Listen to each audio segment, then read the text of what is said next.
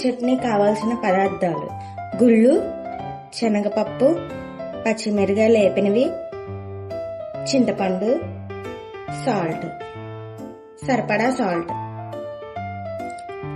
ముందుగా మనం జార్లోకి వేపిన గుళ్ళు పొట్టు తీసేస్తే చాలా బాగుంటుందండి చట్నీ, అందుకనే పొట్టు తీసేసి ఉంచుకున్నాము. నెక్స్ట్ వచ్చి గుళ్ళు వేసేసుకున్నాం కదా, అందులో కొంచెం గుళ్ళు శనగపప్పు చట్నీ కాబట్టి లైట్గా శనగపప్పు వేసుకున్నాం. పచ్చిమిరకాయలండి, మనం కారం తినేదాన్ని బట్టి పచ్చిమిరకాయలు వేసుకున్నాం.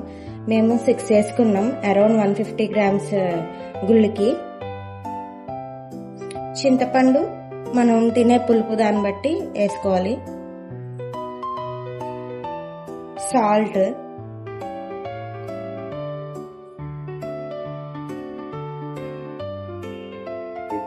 గుళ్ళు శనగపప్పు చట్నీకి ఒకసారి మిక్సీ పట్టుకున్నాక ఇలా పౌడర్ కింద వచ్చిద్దండి. ఆ పౌడర్లో కొంచెం వాటర్ పోసుకోవాలి. ఇలా చూసుకొని పోసుకోవాలండి, లేకపోతే పల్స్గా అయిపోద్ది. గుళ్ళు శనగపప్పు చట్నీ రెడీ అయిపోయిందండి, చూసారు కదా. ఒక చిన్ని గిన్నెలోకి తీసుకోవాలి. ఇలా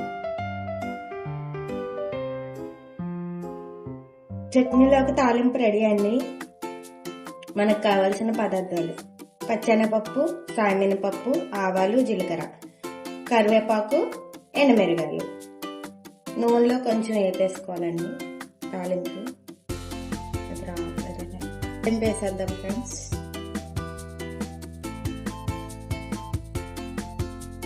వేసేసుకున్నాక ఇలా మిక్సింగ్ చేసుకోవాలి. ఉందో చూసి చెప్పండి, ట్రై చేయండి ఫ్రెండ్స్ అందరూ.